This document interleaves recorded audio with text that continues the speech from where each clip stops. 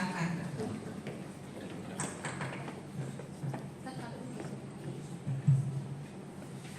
Baik, sebelumnya Assalamualaikum warahmatullahi wabarakatuh. Ya, Ibu Bapak yang saya hormati, Ibu Wakil Kepala Sekolah Bidang Kurikulum yang saya hormati, dan Ibu Bapak semuanya dari SMK Negeri 1 Karawang, terima kasih saya ucapkan atas kehadiran Ibu Bapak pada hari ini dalam rangka diseminasi pemahaman dan penerapan budaya positif dari saya, calon guru penggerak angkatan 8. Jadi memang saya sebagai calon guru penggerak mempunyai tanggung jawab untuk mendiseminasikan apa yang sudah kami pelajari di dalam pendidikan calon guru penggerak. Nah, kali ini adalah diseminasi tentang pemahaman dan penerapan budaya positif. Kalau untuk budaya positif sendiri sebenarnya kita sering mendengarkan kata-kata itu ya Ibu Bapak ya, sering sekali. Atau ada yang belum pernah mendengar kata budaya positif Bu? Bapak? Sering ya? Budayakan. Setiap saat kita sering mendengarkan itu. Nah, di konsep inti budaya positif ini yang pertama ada perubahan paradigma belajar. Kemudian ada motivasi perilaku manusia. Berikutnya disiplin positif, posisi kontrol guru, nilai-nilai kebajikan, keyakinan kelas, kebutuhan dasar manusia, dan yang terakhir adalah segitiga restitusi. Nah, pembelajaran dengan paradigma baru. Pembelajaran dengan paradigma baru, Ibu Bapak, ini adalah pembelajaran yang dirancang berdasarkan prinsip pembelajaran berdiferensiasi, sehingga murid belajar sesuai dengan kebutuhannya berdasarkan tahap perkembangannya untuk mewujudkan profil belajar Pancasila. Jadi ada pergeseran dari pembelajaran kita zaman sebelum-sebelumnya, beberapa tahun yang lalu. Sekarang kita sudah pembelajaran yang berdiferensiasi. Kita sudah mendengar ya Ibu Bapak ya, karena kebetulan sudah beberapa periode ini kita mengikuti kurikulum Merdeka. Jadi ada pembelajaran berdiferensiasi. Mungkin Ibu Bapak bisa menyampaikan apa sih berdiferensiasi itu?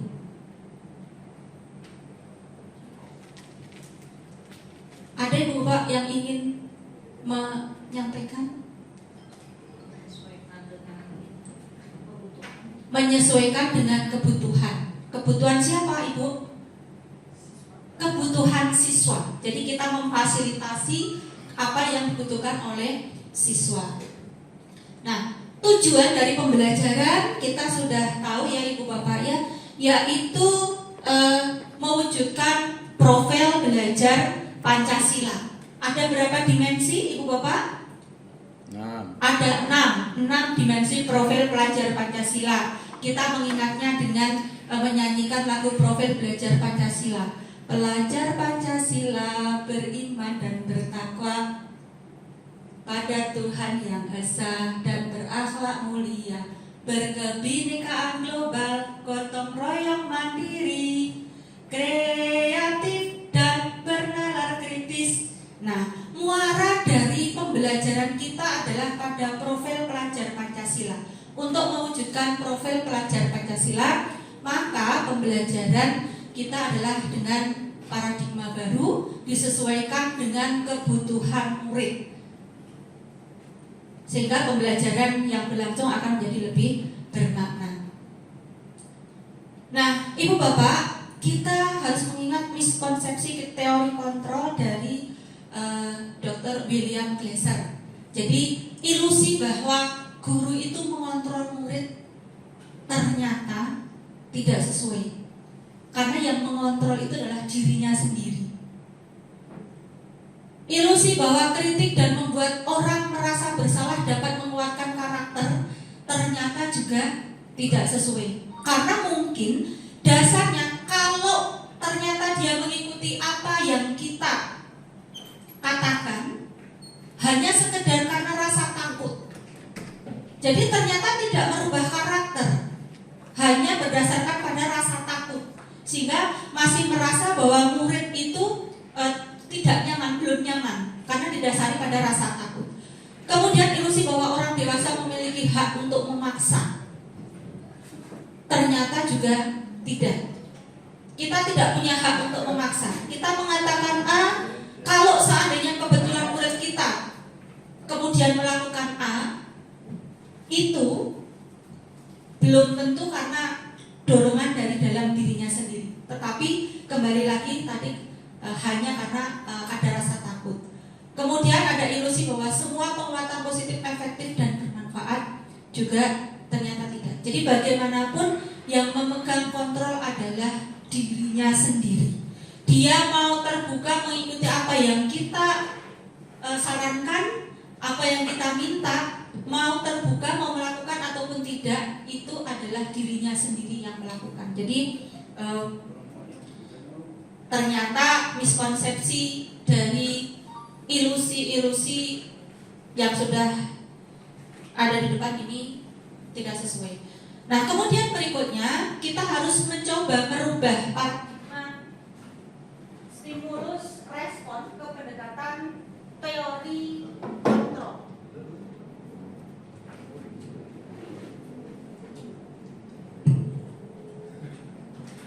Yang pertama adalah stimulus respon tentang dunia, realita kebutuhan kita sama. Ternyata kebutuhan kita berbeda-beda. Makanya kenapa di depan tadi ada pembelajaran berdiferensiasi. Dari siswa kita dalam satu kelas 36 siswa itu kebutuhannya berbeda-beda, didasari pada keunikan yang mereka miliki masing-masing. Sehingga di awal pembelajaran, di awal tahun ajaran baru, atau bisa di awal pembelajaran suatu materi, kita melakukan asesmen diagnostik.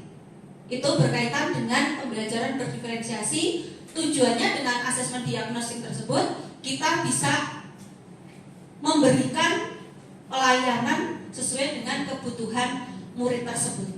Karena murid-murid kita mempunyai keunikan masing-masing. Dari gaya belajar saja ada yang mempunyai gaya belajar apa ya Bapak? Visual. Ada yang mempunyai gaya belajar auditori. Ada yang mempunyai gaya belajar kinestetik. Dari situ saja itu kita sudah bisa memperkirakan, oh murid A, murid B ini ternyata kebutuhannya berbeda dari segi gaya belajar, belum dari yang lainnya. Yang berikutnya adalah semua orang melihat hal yang sama. Teori kontrol, ternyata setiap orang memiliki gambaran yang berbeda. Berikutnya kita mencoba mengubah orang agar berpandangan sama dengan kita. Kita rubah paradigma stimulus respon itu menjadi kita berusaha memahami pandangan orang lain tentang dunia. Kemudian perilaku buruk dilihat sebagai suatu kesalahan. Kita rubah menjadi semua perilaku memiliki tujuan. Siswa kita yang melakukan hal-hal yang kurang baik, itu ternyata kalau kita ajak diskusi, kita ajak komunikasi, mengapa seperti itu, dia mempunyai tujuan. Jadi perilaku apapun yang dilakukan oleh manusia itu ternyata memiliki tujuan. Berikutnya adalah orang lain bisa mengontrol saya, dirubah menjadi hanya saya yang dapat mengontrol diri saya. Jadi bukan orang lain, semuanya tergantung pada diri kita. Nah, tadi saya sampaikan bahwa kalau toh kita meminta siswa atau murid kita melakukan A, kemudian kebetulan dia mengikuti, itu belum tentu karena dia betul-betul dari dalam hatinya. Mungkin karena ketakutan. Nah, kemudian berikutnya, pemaksaan ada pada saat bujukan. Kemudian di sini kita rubah menjadi kolaborasi dan konsensus menciptakan pilihan-pilihan baru. Yang terakhir adalah model berpikir menang atau kalah. Kita berubah menjadi model berpikirnya menang-menang, tidak ada kalah. Nah, disiplin positif itu berasal dari kata disiplina yang berarti adalah belajar. Disiplin mengacu pada disiplin diri yang memiliki tanggung jawab terhadap apa yang dilakukannya berdasarkan nilai-nilai yang diyakini. Disiplin positif merupakan salah satu cara penerapan disiplin yang bertujuan untuk menumbuhkan kesadaran serta memberdayakan murid tanpa imbalan penghargaan, ancaman, atau hukuman. Jadi ternyata kalau kita memberikan imbalan, memberikan hadiah pada saat proses pembelajaran, ternyata tidak tepat, karena dikhawatirkan nanti hanya akan memunculkan pikiran bahwa oh, anak ini mau melakukan jika ada hadiahnya, jika ada imbalannya. Manakala nggak ada hadiah, nggak ada imbalan, nggak mau lagi dia melakukan itu. Nah, jadi harus berdasarkan kepada kesadaran. Dan saya rasa ini bukan hanya untuk murid saja, untuk kita juga sama. Melakukan tindakan, melakukan sesuatu hal itu bukan karena imbalan, tetapi memang berdasarkan pada kesadaran dirinya. Nah, tujuan pendidik adalah menciptakan murid yang memiliki disiplin diri sehingga mereka berperilaku mengacu pada nilai-nilai kebajikan universal dan memiliki motivasi intrinsik dalam perubahan perilaku ke arah yang lebih baik. Kalau motivasinya sudah intrinsik, berarti didasarkan pada memang sadar dari dirinya sendiri, maka dia akan dengan ikhlas, dengan enjoy itu akan melakukan apa yang terbaik untuk dirinya. Nah, nilai-nilai kebajikan universal itu adalah nilai-nilai yang disepakati bersama, lepas dari suku bangsa, agama, bahasa maupun latar belakang. Nah, contoh dari nilai kebajikan institusi atau organisasi yang paling kiri ini adalah profil pelajar Pancasila. Itu berarti untuk kita ya, ibu bapak ya, di pendidikan. Nah, ini saya kutipkan juga dari YES program PYB, toleransi, rasa hormat, integritas, mandiri, menghargai, antusias, empati, keingintahuan, kreativitas, kerjasama, percaya diri, dan komitmen. Kemudian ada di keterampilan hidup atau life skill, dapat dipercaya, lurus hati, pendengar yang aktif, tidak merendahkan orang lain, memberikan yang terbaik dari diri. Selamat datang Bu Eka. Terima kasih. Ibu bapak masih semangat ya? Masih semangat ya? Baik. Neska. Always number one. Siapa kita? Siapa kita? Neska. Always number one. Oke, masih semangat.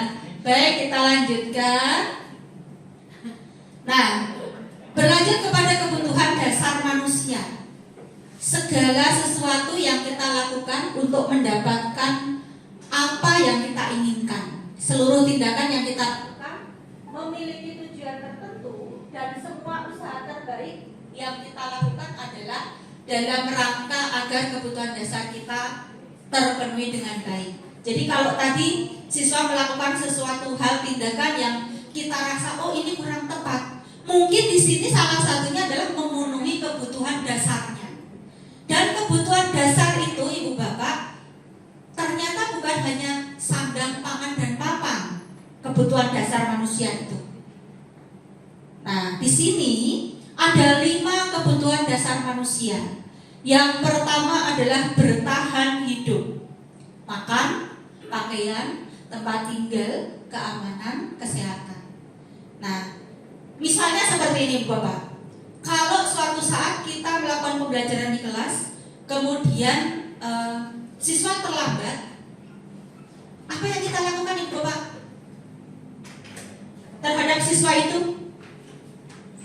Siswa terlambat masuk ke kelas kita, apa yang kita lakukan? Kalau Pak Haji Sabdi menghukum. Boleh Bu Ocha? Kalau saya biasanya tanya dulu alasannya kenapa. Jadi dengar dulu dari sisi anak. Tanya dulu, dengar dulu kenapa, jawabannya dari sisi anak itu seperti apa ya. Kalau Pak Haji Sandi menghukum katanya, jadi datang-datang langsung dimarahin gitu ya Pak Haji Sandi ya, push up gitu, atau lari keliling lapangan 25 kali, lemas langsung. Ya, nah betul ya Bu Ocha, Pak Haji Sandi, terima kasih komentarnya dari Bu Ocha. Juga tadi bahwa ditanya dulu, dan ini yang sebaiknya kita lakukan, ditanya dulu, karena murid-murid kita itu sudah banyak mempunyai permasalahan yang mungkin kita tidak tahu di rumahnya seperti apa, perjalanan sampai ke sekolah itu seperti apa, sehingga kita harus bertanya dulu, tidak langsung marah gitu ya. Apa yang terjadi? Siapa tahu berkaitan dengan bertahan hidup makanan misalnya. Kenapa terlambat? Iya Bu, tadi lemes di jalan, sakit perut, belum makan misalnya. Kan kita nggak tahu apa yang terjadi pada diri mereka. Jadi kita konfirmasi dulu mengapa dia melakukan tindakan itu. Nah, mungkin belum makan, akhirnya ke kantin dulu sehingga makan dulu gitu. Tapi kita bisa memberikan solusi-solusi kepada murid-murid kita agar tidak melakukan hal-hal yang merugikan dirinya sendiri. Terlambat itu kan sebenarnya merugikan dirinya sendiri, karena teman-temannya sudah belajar, sudah berdiskusi, mendapatkan pengetahuan baru, ilmu baru, dia tertinggal ya. Itu contoh untuk bertahan hidup. Kemudian kasih sayang dan diterima, rasa diterima, kepedulian, berbagi, kerjasama, menjadi bagian dalam kelompok. Nah, kadang-kadang kita menemukan di kelas dalam kerja kelompok atau diskusi, ternyata kok kita memantau, mengamati, ini anak kok diam saja. Belum tentu karena murid kita ini tidak mampu, tetapi bisa saja karena belum klop dengan teman-temannya. Pas ditanya, iya Bu, tadi itu harusnya seperti ini, tapi teman-teman saya nggak pada dengerin gitu misalnya ya. Dan ini adalah rasa kasih sayang dan diterima. Berkaitan juga dengan penguasaan, harga diri untuk dianggap, ya kan? Saya dicuekin Bu, gitu kan? Ya udah, mendingan saya diem aja misalnya. Jadi kita perlu cari tahu. Memimpin, berprestasi, diakui. Karena kadang-kadang kan anak ada yang senang, pengennya tampil, pengennya ada apa itu di diskusi misalnya langsung ditanya, ya maju, dia punya inisiatif, jadi punya kebutuhan dasar. Kemudian kebebasan, mandiri, memiliki pilihan, mencoba hal baru, mampu mengendalikan arah dirinya. Nah, kebebasan di situ berkaitan juga dengan gaya belajarnya ya.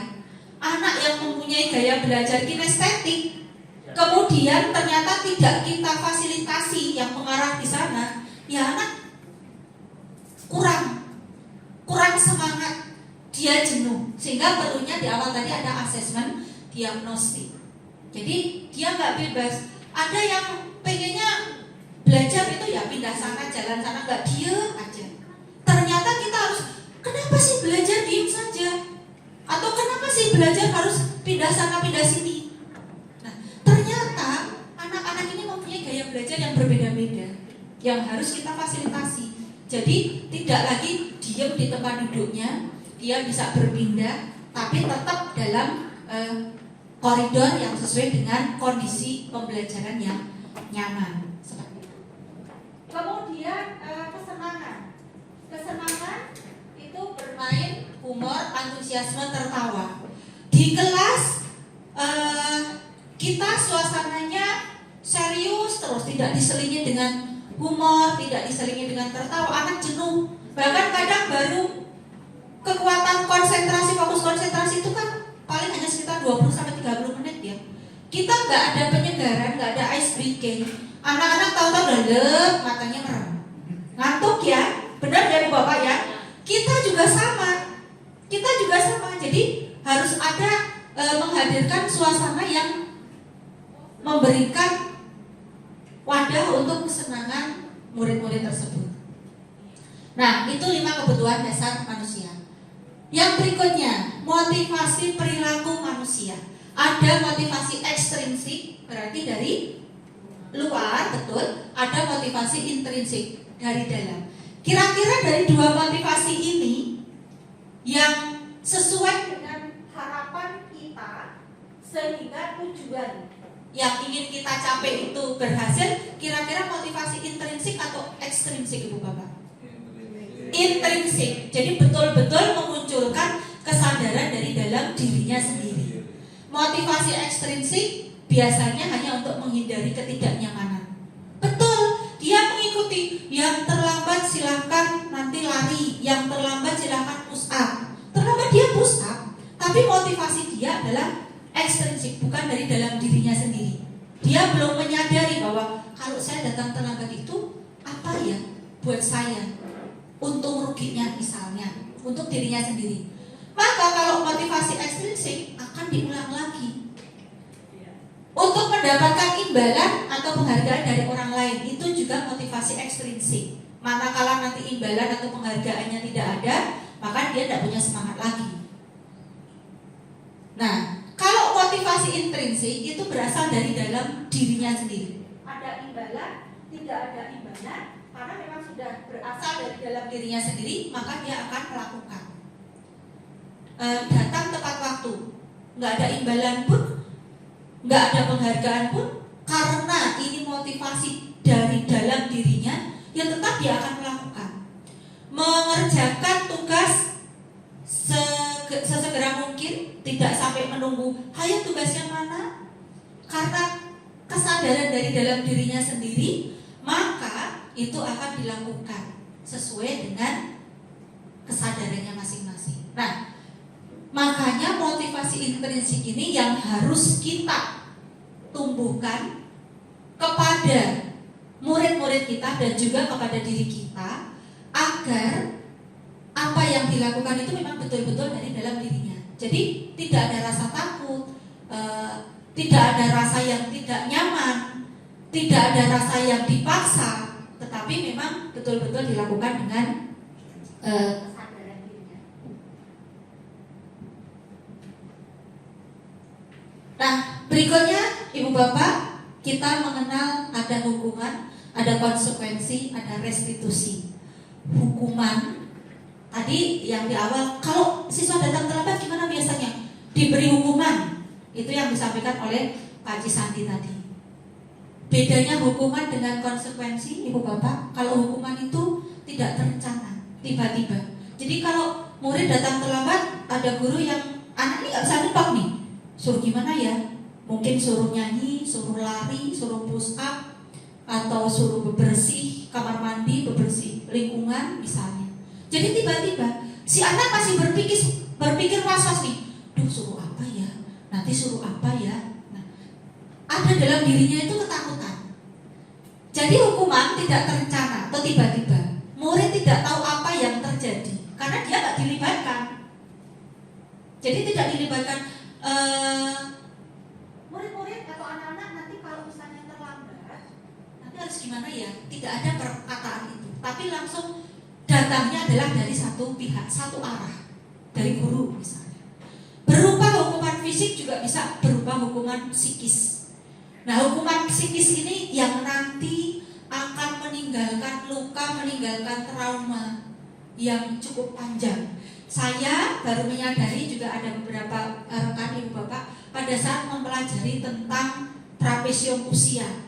Pertanyaannya sederhana, Ibu Bapak silakan sampaikan hal buruk ataupun hal menyenangkan yang berkaitan dengan guru-guru Anda.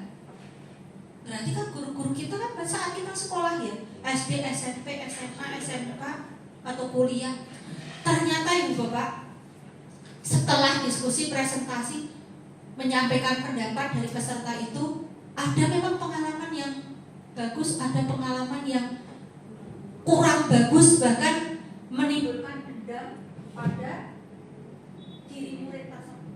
Nah, ini yang harus dihindari sehingga tidak memberikan dendam kepada anak itu kan bahaya ya, kita nanti gendong-gendong dosa dong gitu kan. Kita kan mungkin nggak sadar gitu ya, tapi sampai bertahun-tahun puluhan tahun kita menggendong dosa itu kita nggak menyadari. Nah sehingga hukuman itu sebaiknya dihindari atau dihindari ya, sebisa mungkin dihindari.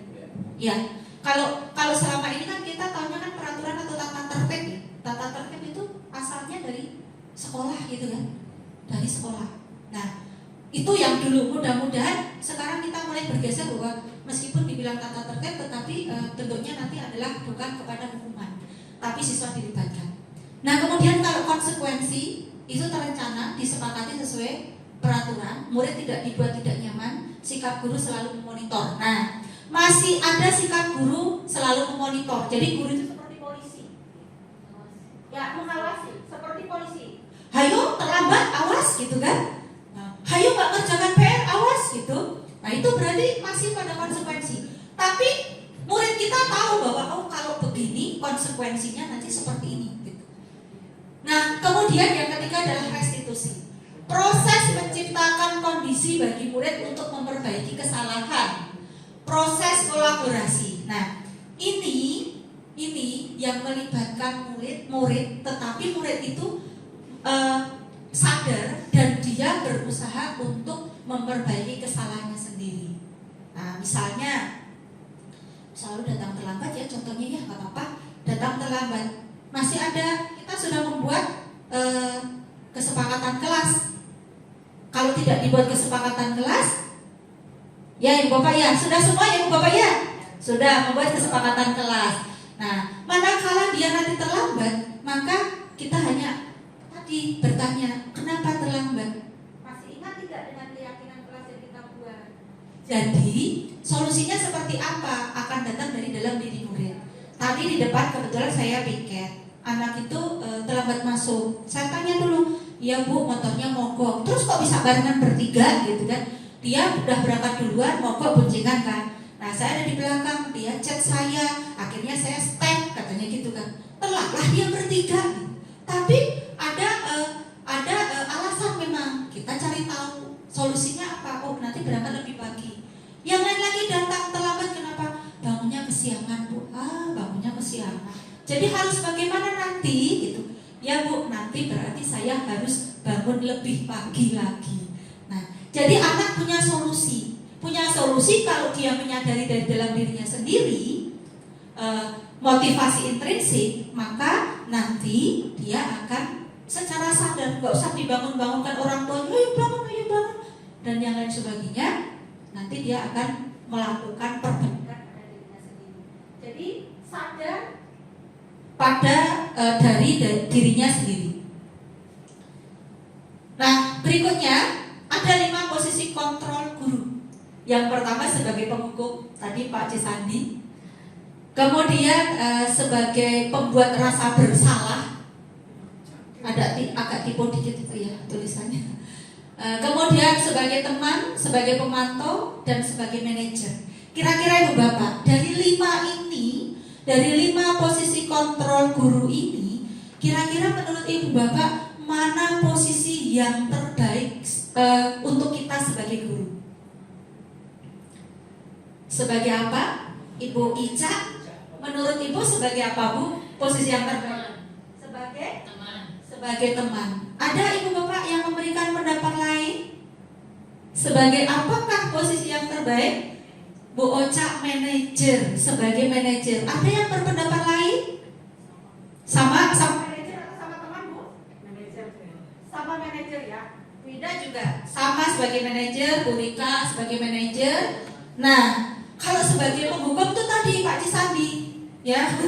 Berarti nanti tidak sebagai penghukum ya. Ya. Ya, sebagai pembuat rasa bersalah, teman, pemantau, manajer. Sebagai pemantau tadi yang polisi tadi ya. Polisi, ayo salah kamu, jadi pantau. Nah, nih contoh penerapan posisi kontrol guru yang 5 tadi ya. Saya masih mengambil siswa terlambat datang ke sekolah. Hobi banget ya siswa. Kayaknya yang paling enak itu karena kayaknya setiap hari masih ada, meskipun minim sekali ya, kita paling 1-2 yang terlambat. Tapi ini paling enak dipakai contoh ya. Nah, sebagai penghukum tadi, penghukum lari keliling lapangan 5 kali misalnya. Hayo bos, 50 kali. Lah, nanti kerjaan gurunya ngangkat ke UKS gitu ya. Ngangkat ke UKS. Nah, sebagai penghukum lari keliling lapangan, atau misalnya suruh push up, atau suruh lari naik turun tangga dari lantai 1 ke lantai 3 10 kali, ya gempor, benar gitu ya. Sekali aja gempor kita ya, gurunya ya. Nah, oke, itu adalah sebagai penghukum.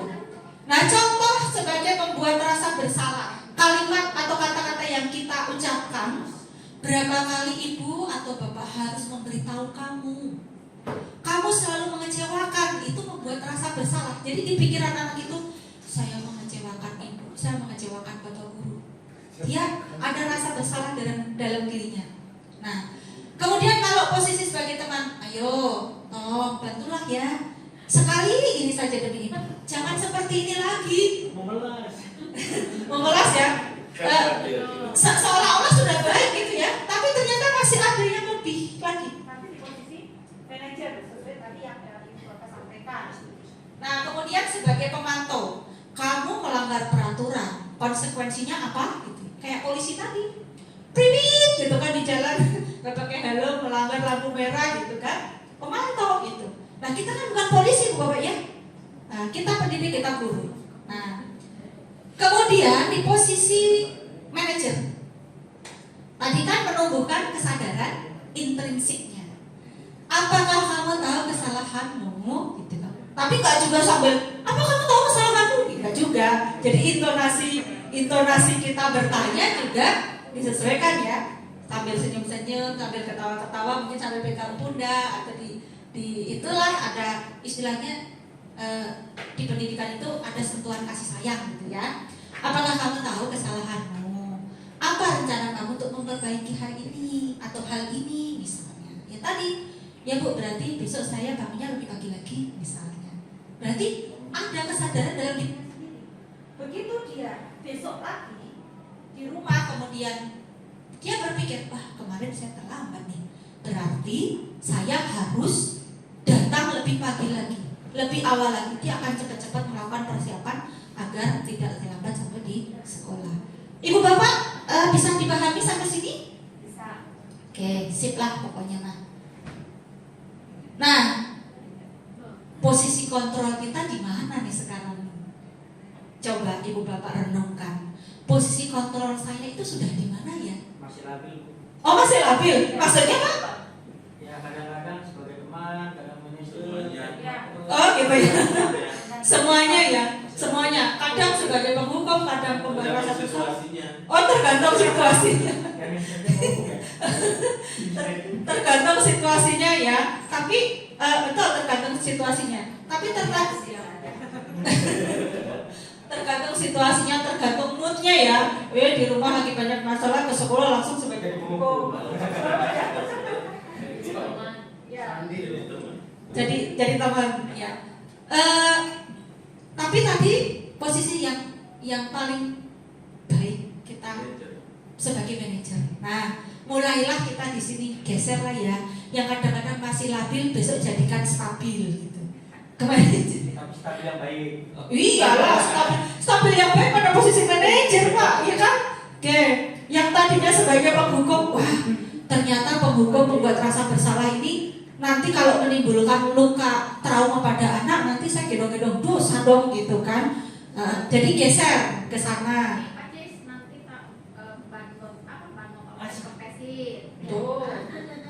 Nanti kalau menimbulkan trauma buat anak, dendam ban motornya digembesin, aduh capek gitu ya.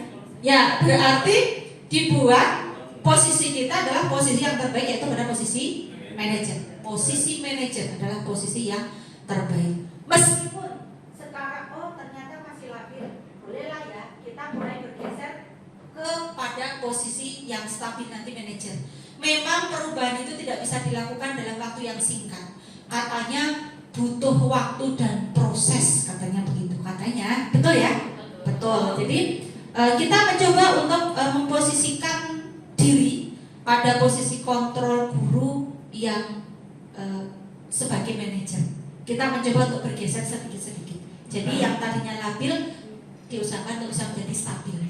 Kadang-kadang memang dipengaruhi tergantung kondisi gitu ya. Tapi selalu ingat, oh iya, saya manajer gitu, sebagai manajer ya.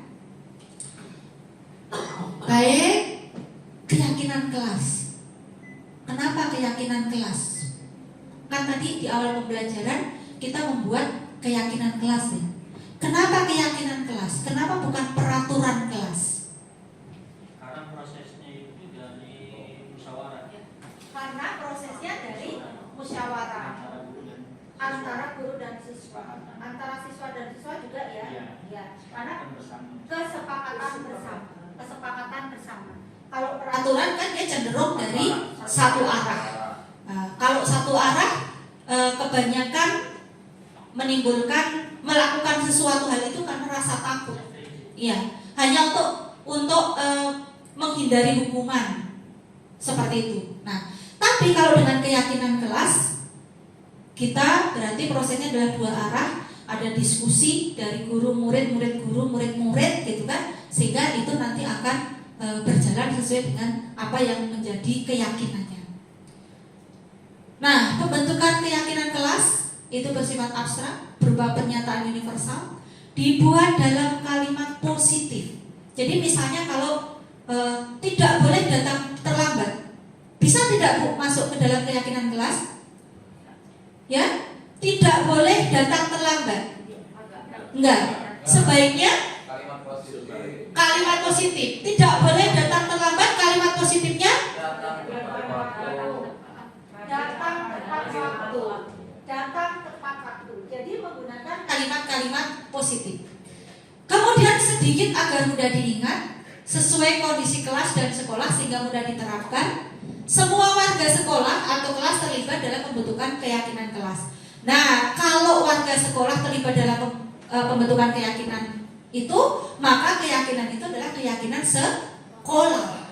Kalau yang terlibat hanya di kelas, guru dengan siswa saja, bukan dengan seluruh warga sekolah, maka itu adalah keyakinan kelas. Nah, kita sebagai guru di kelas-kelas sudah membuat keyakinan kelas tersebut. Tinggal apakah keyakinan kelas itu berjalan sesuai apa yang sudah diyakini atau belum.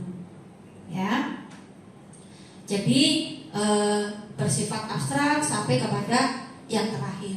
Nah, bagaimana teknik pembentukan keyakinan kelas, Ibu Bapak? Boleh diceritakan bagaimana caranya kita membuat keyakinan kelas? siapa yang bisa bantu saya? Oh, Bu Onca bisa. Bagaimana kalau Ibu melakukan musyawarah untuk pembentukan keyakinan kelas, prosesnya? Kalau saya itu biasanya memang dari hasil diskusi dulu. Biasanya dari diskusi itu kemudian nanti muncul kesepakatan bersama antara siswa dan guru. Kayak contohnya misalkan tadi yang siswa terlambat ya. Kayak misalkan kalau ada siswa yang datang terlambat, saya sih lebih pertama sih tanya dulu, terus kemudian saya serahkan lagi ke anaknya. Jadi gini, kalau misalkan besok masih terlambat, kira-kira kamu akan gimana? Jadi karena kita kan mengajar itu di tingkat usia menuju dewasa, sehingga tidak lagi diperlakukan seperti anak-anak. Jadi mereka pun juga saya yakin sudah bisa mengambil keputusan yang positif.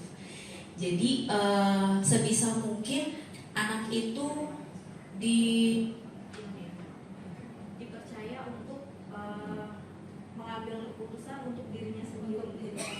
Jadi kalau misalkan di situ sudah muncul kesepakatan, misalkan contohnya tadi terlambat, iya Bu, misalkan kalau besok saya terlambat, misalkan dia sendiri yang memutuskan di dia, saya akan lari lapangan 1 keliling. Berarti minggu depannya ketika saya masuk ke kelas itu dan jika anak itu terlambat, saya akan sebagai manajer saya akan kenapa lo terlambat, kok masih terlambat, padahal kan kita sudah membuat kesepakatan, berarti kemarin janjinya gimana gitu.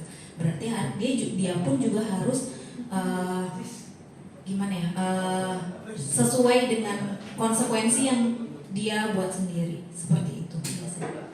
Jadi kesadarannya sendiri ya. Baik. Kemudian teknisnya di kelas bagaimana? Cara membentuknya itu? Apakah ditanya satu-satu ataukah dilontarkan secara rame-rame atau bagaimana? Ada yang bisa?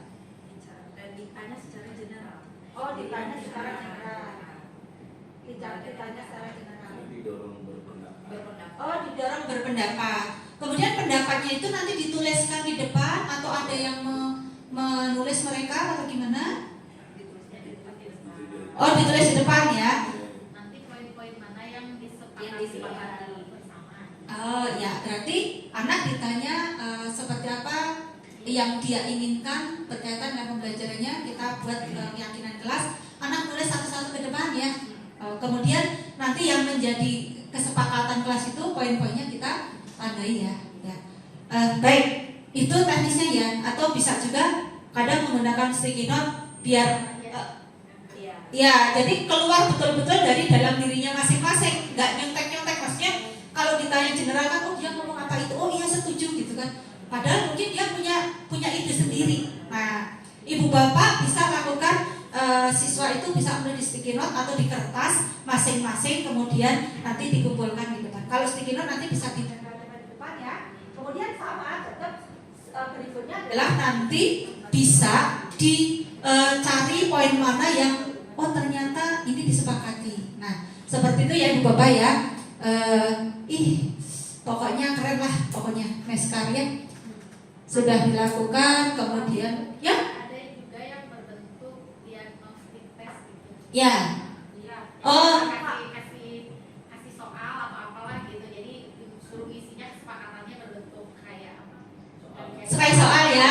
Berarti kayak menggunakan boleh pakai kertas, boleh pakai online ya, kayak pakai Quizizz, Google Form gitu ya. Lebih keren. Berarti pengembangannya sudah kemana-mana ya, sekaligus kita membiasakan IT pada diri kita juga dan pada anak-anak. Nah, betul Bu, sangat setuju, ini adalah inspirasi baru. Nah kebetulan kalau saya sendiri memang ya menggunakan, ada yang online, ada yang menggunakan manual. Kalau untuk online itu biasanya nanti untuk mengetahui gaya belajar, asesmen diagnostik ya. Kemudian juga kesepakatan pun sama, tapi kesepakatannya nanti saya membuatnya misalnya dengan media interaktif menggunakan Padlet atau menggunakan Mentimeter. Nanti akan terlihat di sana, oh ternyata yang banyak diinginkan itu ini loh. Kalau di Mentimeter kan nanti yang paling banyak dipilih itu kan dia paling besar ya, tulisannya dia ada di tengah. Jadi kita bisa melihat dari sana ya. Bisa menggunakan media interaktif online, bisa juga menggunakan yang secara langsung ya ibu bapak.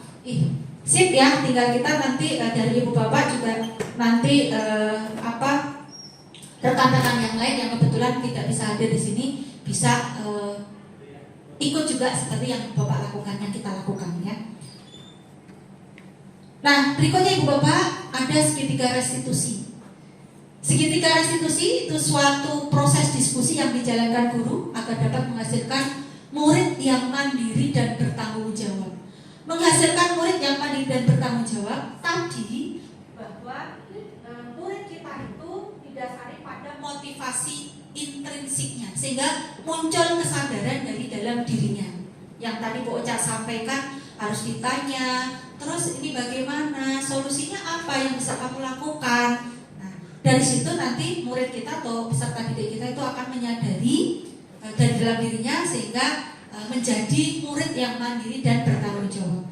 Nah tahapan segitiga restitusi itu ada 3. Yang pertama menstabilkan identitas, yang kedua validasi tindakan yang salah, yang ketiga adalah menanyakan keyakinan. Keyakinan yang tadi sudah dibuat keyakinan kelas. Nah menstabilkan identitas berdasarkan prinsip membuat kesalahan adalah bagian dari proses pembelajaran. Kalau di TK dulu dikatakan bahwa bermain sambil belajar, belajar sambil bermain ya. Nah sekarang konsepnya dirubah, bermain adalah belajar.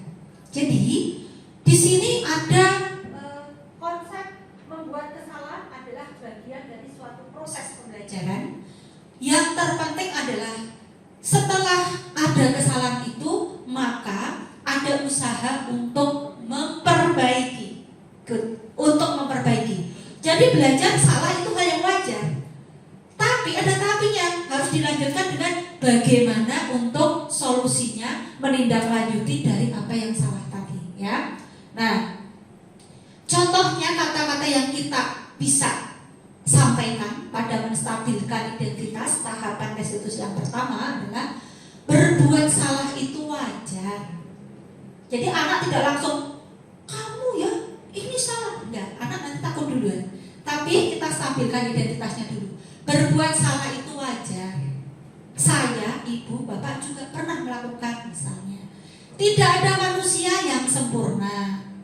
Ibu bapak tidak mau mencari tahu siapa yang salah, tapi ibu bapak ingin mencari solusi dari permasalahan.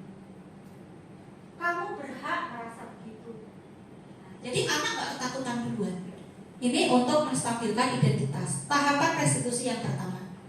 Yang berikutnya adalah validasi tindakan yang salah. Berdasarkan prinsip setiap perilaku berupaya memenuhi suatu kebutuhan tertentu. Jadi apa yang dilakukan oleh murid-murid kita, siswa-siswa kita itu ternyata ada tujuannya. Baik yang kita rasa sudah bagus ataupun ternyata kurang baik, itu kalau kita tanya tujuannya apa? Itu ada. Nah, contoh kata-kata yang bisa kita sampaikan misalnya adalah kamu pasti punya alasan melakukan hal itu. Dia jawab, iya bu, kenapa? Suatu saat di kelas ada yang ditonjok kemudian teriak, kenapa ribut? Ya bu, saya ditonjok. Tanya nih, kenapa kamu tonjok si A? Ya bu, habisnya dia usil. Setiap kali sepatu saya disembunyikan, gitu kan? Ada alasan kenapa dia menonjok. Jadi harus kita lakukan validasi tindakan yang salah. Kenapa melakukan itu? Oh ternyata ada alasannya. Kamu patut bangga karena telah melindungi sesuatu yang penting buatmu. Kalau melanggar atau mengganggu dirinya, kamu melakukannya karena mempertahankan sesuatu yang penting buatmu. Nah, jadi itu bisa kita sampaikan. Kemudian berikutnya menanyakan keyakinan. Tahapan terakhir, tahapan ketiga dari restitusi. Berdasarkan prinsip teori kontrol bahwa dasarnya kita termotivasi secara intrinsik. Apa keyakinan kelas kita? Nilai-nilai apa yang telah disepakati bersama? Seperti apa gambaran kelas yang ideal menurutmu? Kamu ingin menjadi orang seperti apa? Itu adalah kata-kata yang kita sampaikan, kalimat yang kita sampaikan untuk menanyakan keyakinan dari tahap 3 pada tahapan restitusi. Nah, Ibu Bapak, saya rasa yang saya sampaikan seperti itu. Boleh jika ada pertanyaan. Ini adalah kegiatan saya sebagai peserta pendidikan guru penggerak angkatan 8 dengan PP saya Ibu Rika Kaswati, SSI MPD, dan fasilitator saya Ibu Rusa Novita, SPD AUD MPD. Beliau ini fasilitator ini, beliau guru dari PAUD. Jadi sabar sekali. Ya, nggak tahu tuh kepanjangan apa, saya nggak ngerti. Pokoknya gelarnya begitu. Yang menjadi inspirasi itu adalah karena kalau menghadapi anak-anak PAUD itu kan memang harus dengan penuh kesabarannya. Konsentrasinya paling 5 menit gitu, jadi harus sabar banget gitu. Sehingga luar biasa nih. Di situ ada guru PAUD, SD, SMP, SMA, SMK. Tapi untuk SMK memang masih minim. Jadi ayo Ibu Bapak, kita Ibu Bapak ikut mengikuti, mencoba terus. Kita bisa sharing nanti, kita bisa berbincang di sana ya. Baik Ibu Bapak, silakan kalau ada pertanyaan atau ada yang mau didiskusikan boleh. Paling kenapa Pak? Apa sudah cukup jelas Ibu Bapak? Cukup jelas ya? Baik, kalau cukup jelas. Ini baterainya kayaknya ya, tadi saya ya, baik. Ibu Bapak ternyata sudah cukup jelas apa yang saya sampaikan. Mudah-mudahan sedikit yang saya sharingkan kepada Ibu Bapak ada manfaatnya. Dan jika nanti Ibu Bapak berkenan untuk sharing-sharing kembali tentang apa yang ada di pendidikan guru penggerak, bagaimana kita melaksanakan pembelajaran terutama di sekolah kita, dan apapun yang berkaitan dengan pendidikan dalam rangka mewujudkan pembelajaran yang berpihak pada murid, saya pribadi terbuka untuk kita berdiskusi. Atau mungkin Ibu Bapak ingin mengetahui ke kelas saya seperti apa, kita bisa sharing. Saya bukan yang sudah baik, bukan, saya masih harus banyak belajar, membutuhkan saran Ibu Bapak, membutuhkan umpan balik dari Ibu Bapak. Kita bersama-sama memenuhi apa yang dibutuhkan oleh murid-murid kita. Baik, sekali lagi terima kasih Ibu Bapak semuanya, saya ucapkan dan saya akhiri. Assalamualaikum warahmatullahi wabarakatuh.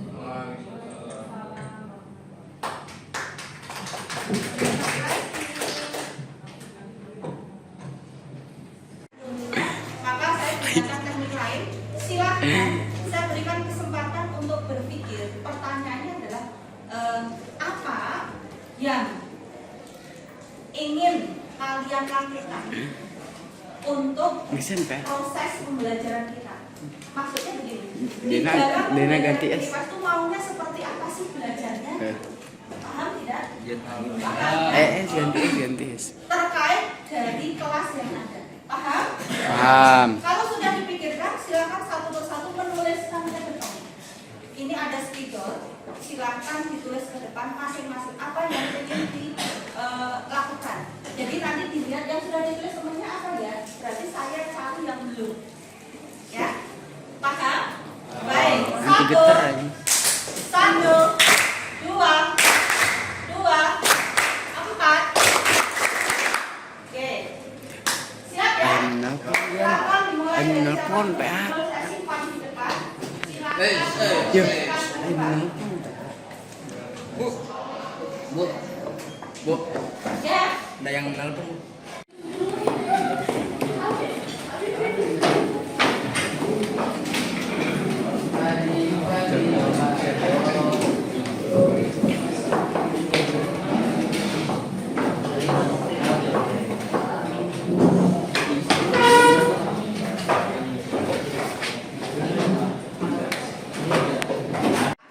Di mana kesepakatan kelas yang tadi kalian sudah sampaikan, tadi kan banyak ya. Nah, ternyata yang sama dari apa yang kalian sampaikan kita dapatkan 9. Yang pertama, yang kedua, yang ketiga, Menghargai dan tidak membedakan. Datang tepat waktu. Bijak menggunakan media sosial. 6, 7, 8, 9.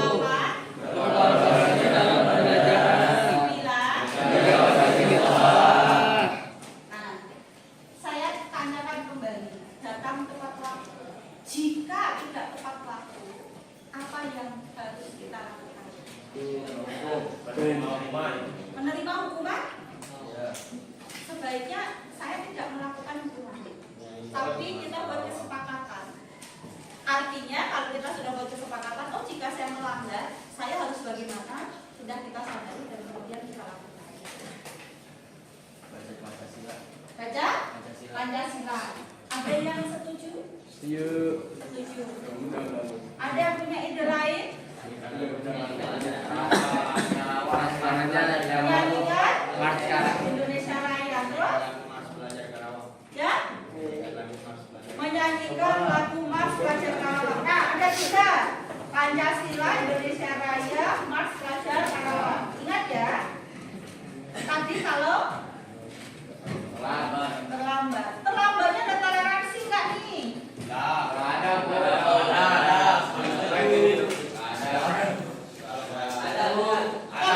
Toleransi lamanya waktu maksud saya. Ya?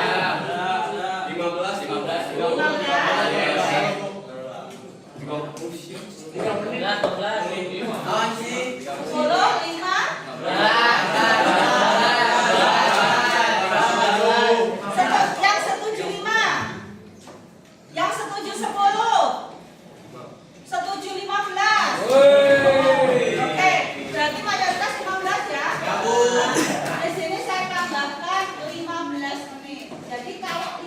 menit. Datang terlambat 15 menit. Tadi apa katanya? Pancasila, Indonesia Raya atau pas pelajar masuk. Oh saya telat, langsung saja gitu ya. Langsung ya.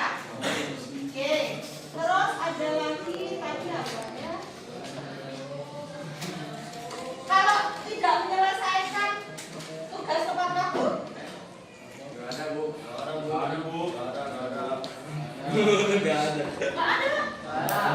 Nanti tugasnya hari ini kamu selesaikan tahun depan dong. Gimana? Kalau tugas tidak diselesaikan tepat waktu, ya Bagi laki-laki, Taufik. Bagi laki-laki. jangan. Kita kan Apalagi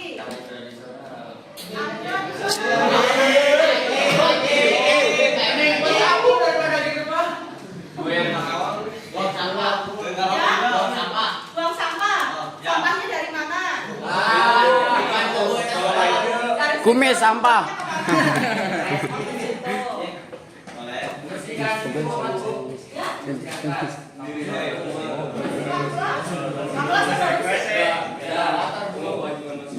Kalau kotor kan kelasnya udah bersih gimana? Membersihkan kaca.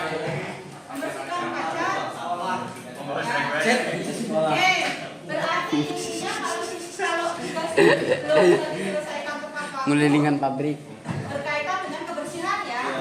Ya, Bu. Ada 9 kesepakatan kelas yang ini kita jadikan keyakinan kelas kita. Tadi saya sampaikan jika melanggar salah satunya adalah apa yang kemudian kita lakukan. Datang ternyata terlambat, toleransinya 15 menit ya. Toleransinya 15 menit, kemudian datangnya 15 menit lebih. Nah, berarti saya harus ngapain ya? Tanpa diminta, tanpa disuruh, silakan dilakukan. Yang lain juga seperti itu. Ada yang mau ditanyakan? Tidak?